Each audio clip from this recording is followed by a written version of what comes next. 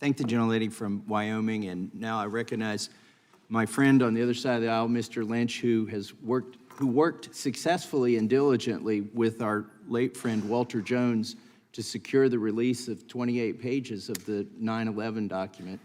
And now I recognize Mr. Lynch for 5 minutes. Thank you, Mr. Chairman. Mr. Williams, on August 12th, 2022, the FBI and DHS released a joint intelligence bulletin warning of an increase in domestic terrorist threats against federal law enforcement officials following the search of Donald Trump's offices at Mar-a-Lago, including, quote, a threat to place a so-called dirty bomb in front of FBI headquarters and issuing general calls for civil war and armed rebellion. On August 9th, at Judiciary, GOP tweeted, the IRS is coming for you. The Department of Justice is coming for you. The FBI is coming for you. No one is safe from the political punishment in Joe Biden's America, close quote. And on that same day, my colleague, Representative Gosar, my Republican colleague, called the FBI, quote, the enemy of the people, and tweeted, we must destroy the FBI, close quote. Do you share my concerns as a former FBI employee about this type of rhetoric inflaming those who might already be inclined to do harm to our federal officers? Mr. Lynch, above all else, I should take a moment to praise the work of the FBI and the many law enforcement agencies and individuals that I worked with throughout my time, 15 years in government, much of it in law enforcement. They do work on behalf of the American people and frankly don't sign up for threats or abuse. So to answer your question, no, absolutely, the threats hurt and are toxic and corrosive to our democracy. Is it ever appropriate for American leaders to encourage violence against another branch of government? The encouragement of violence is never appropriate either as a moral matter or under the law, sir. Now, thank you. The FBI has to respond to facts on the ground.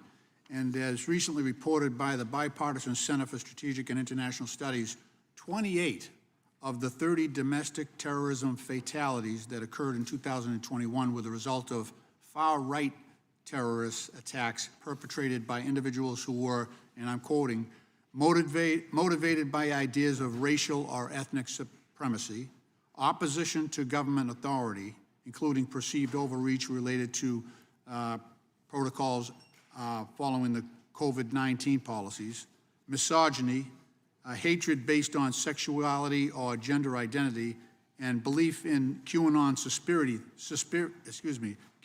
conspiracy theory or opposition to certain policies such as abortion. Mr. Williams, could a congressional investigation designed to spread misinformation suggesting that the government is a threat actually compromise the safety of American citizens? The important words there were designed to, and so of course a congressional investigation that were designed to do that would be improper, sir. As you've raised as well, I was on the committee when Mr. Chaffetz and our dear friend Elijah Cummings conducted those negotiations around investigations of the Secret Service, and I also agree with the former chair's instructions around our joint investigations with Walter Jones. But could congressional investigations predicated on anti-law enforcement rhetoric contribute to misinformation that could lead extremists to target government actors? Yes, sir. Explain that. Go into that a little bit.